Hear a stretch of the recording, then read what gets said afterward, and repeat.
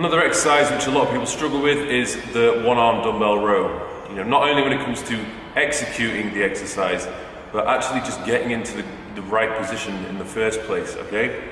So first thing you want to do, when you're doing it on a bench, bring your knee onto the bench itself, put your hand out in front of you, keep this arm straight, foot positioning, you know, you can, ideally I like to bring it out so it's on the same sort of level as my knee.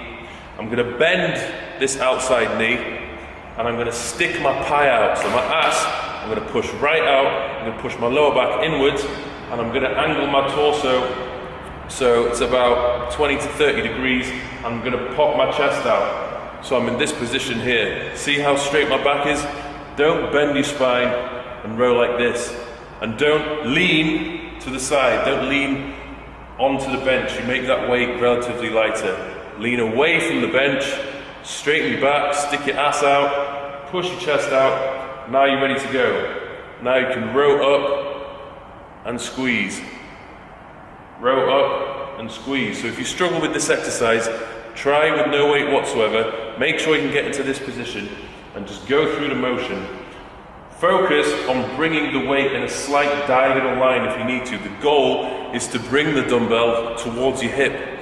If you bring the dumbbell up to your chest, first of all, you're going to hit too much of your upper back, too much trap, and too much bicep. This is not really what we're trying to go for. You want to bring the hand, the dumbbell, towards your hip, and have the intention of almost trying to bring your elbow behind your back. Okay, the key is to keep your elbow in. Too many people flare their elbows and don't contract the lats the way they should do.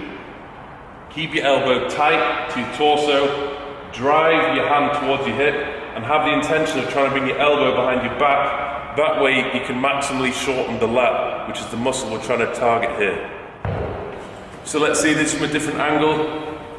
Hand on the bench, knee, bring your foot away, lean away from the bench, don't lean into it, lean away, keep this knee bent. You're going to pick up the dumbbell, keep your elbow tucked in as you drive the dumbbell towards your hips, bring your elbow high and have the intention of trying to bring it behind your back, okay? Keep that strong posture, keep your straight spine, keep your ass out, keep your chest high, and squeeze the contraction as much as possible at the top of the movement. You want to initiate the movement with the working muscle, which is the lat. So in order to do that, the first thing you have to do is to pull your shoulder back. Retract your shoulder, then bend your elbow and squeeze. If you bend your elbow first thing that's going to engage is your bicep. I used to make this mistake all the time. I used to over-engage my bicep, couldn't retract my shoulder, and I wondered why the hell I had such a pump on my bicep after training back. You have to learn how to retract your shoulders. Retract shoulders, drive elbows back, squeeze that contraction as hard as possible. Just practice. Drive elbows back, squeeze contraction.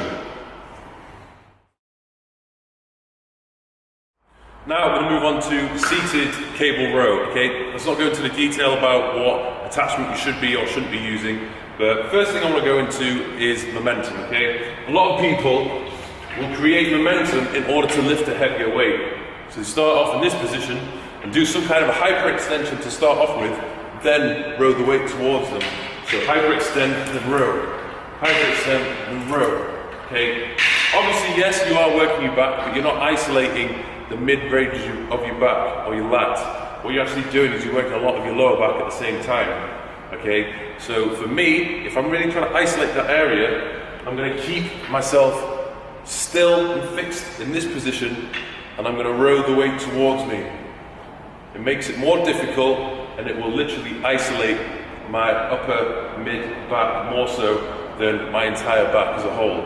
Also, it means that as I pull the weight towards me, I'm maintaining this upright position, which means I'm going to target my lats a lot more so than, say for example, if I were to do the thing before, where if I were to pull back, end up in this position here, I'm actually going to be hitting way more of my traps than anything else. That's not what you want to do. So keep keep upright, pop your chest out, and row the weight towards you.